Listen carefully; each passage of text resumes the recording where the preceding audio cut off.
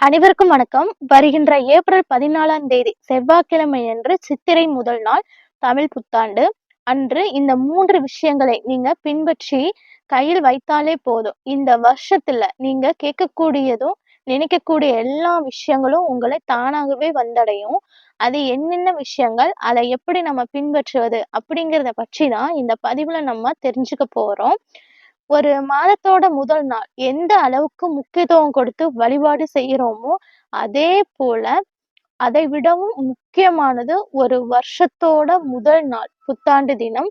நம் முன்னோர்கள் எல்லாம் ஆங்கில புத்தாண்டை விட தமிழ் புத்தாண்டுக்கு தான் அதிக முக்கியத்துவம் வந்துட்டு கொடுத்திருப்பாங்க அப்படின்னு சொல்லப்பட்டிருக்கு. அப்படிப்பட்ட மகத்துவம் வாய்ந்த இந்த ஒரு தமிழ் புத்தாண்டு சித்திரை முதல் நாள் இருக்கு இல்லைங்க. இது இந்த வருஷம் நமக்கு வரக்கூடிய ஆண்டு பராபவ வருடம் அப்படின்னு சொல்லப்பட்டிருக்குங்க. 60 வருஷம் கழித்து இப்ப வரக்கூடிய பராபவ வருடம் இருக்கு. இது மிகவும் அதிகப்படியான மாற்றங்களை ஏற்படுத்தக்கூடிய ஒரு வருடமாக வந்துட்டு இருக்கின்றது. அதை விட முக்கியமானது என்னன்னா, கெடுதல்களை நீக்கி நம்மளுடைய சோதனைகள் மாதிரி உள்ள எல்லாவற்றையும் சாதனையாக மாற்றக்கூடிய வருடமா இந்த பராபவ வருடம் வந்துட்டு அமையப் போகின்றது.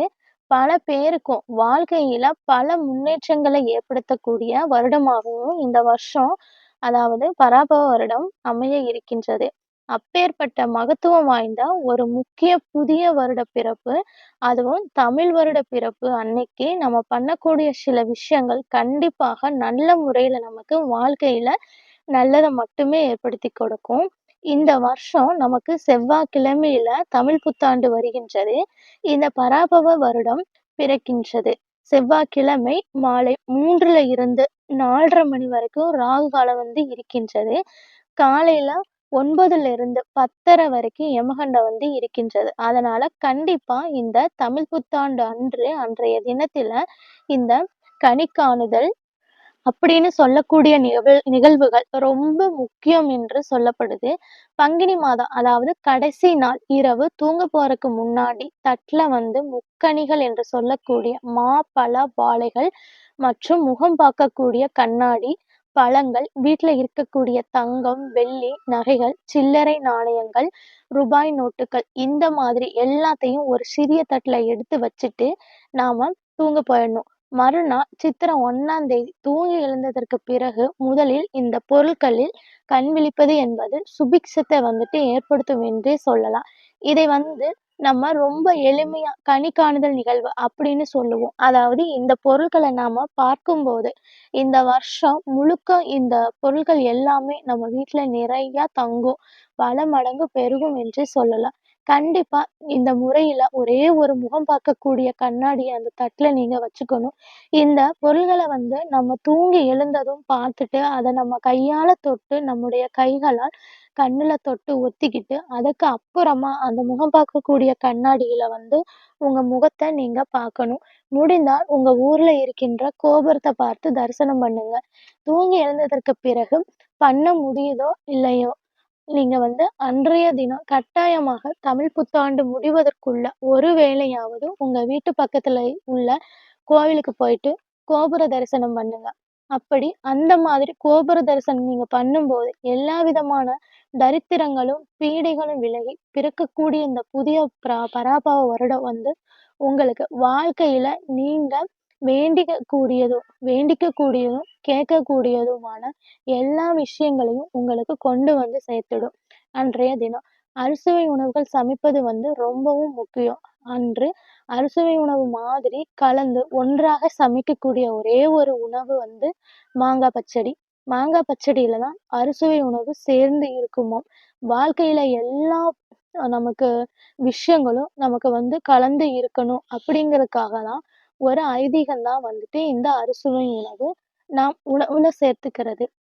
அதுவும் காலையில தமிழ் புத்தாண்டு அன்று படைக்க போறீங்கன்னா, ஒரு 7:30லிருந்து 8:30 இந்த 1 மணி நேரம் உகந்த நேரமா சொல்லப்படுது. அதுவும் இல்லைன்னா 10:30ல இருந்து 11:30 நிறைய பேருக்கு சாயங்கால நேரம் தான் ஃப்ரீயா இருப்போம்னா, கண்டிப்பாக நீங்க சாயங்காலம் 6 மணிக்கு மேல தாராளமாக உங்க வீட்ல இருக்கக்கூடிய எல்லா தெய்வங்களுக்கும் தீபம் ஏத்தி வச்சு, நீங்க இந்த பிறக்கக்கூடிய புதிய தமிழ் வருடத்த வரவேற்கலாம்.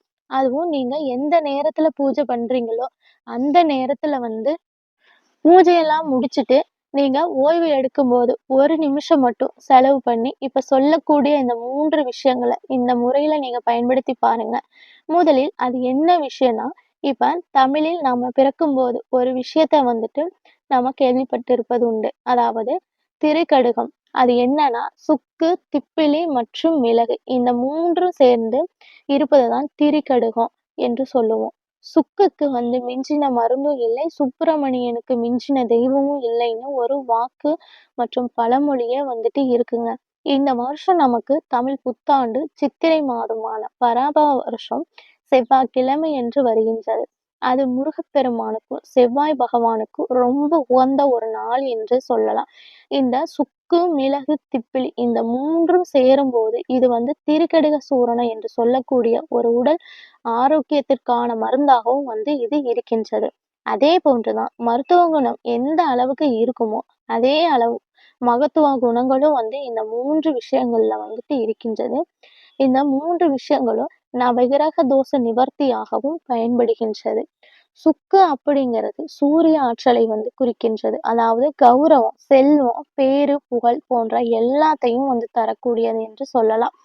மிளகு வந்து செவ்வாய் மற்றும் சனி பகவானுக்கு உரியது.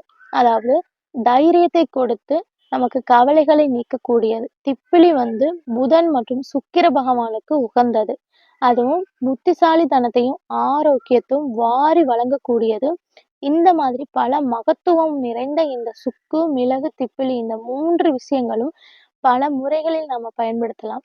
முதல்ல இந்த சுக்கு, மிளகு, திப்பிலி இந்த 3 பொருட்கள் எல்லாத்தையும் நம்ம பொடியாக்கி, அதை உங்க வீட்ல நீங்க தீபம் எரியக்கூடிய அகல் விளக்குகளில் ஒன்றாக பொடி செய்து தீபம் ஏத்தி வைக்கணும். இப்படி செய்வதினால் வீட்ல இருக்கக்கூடிய நெகட்டிவ் எனர்ஜி எல்லாம் நீங்கி, லக்ஷ்மி கடாட்சம், செல்வம் இது எல்லாமே வந்து அதிகரிக்கும்.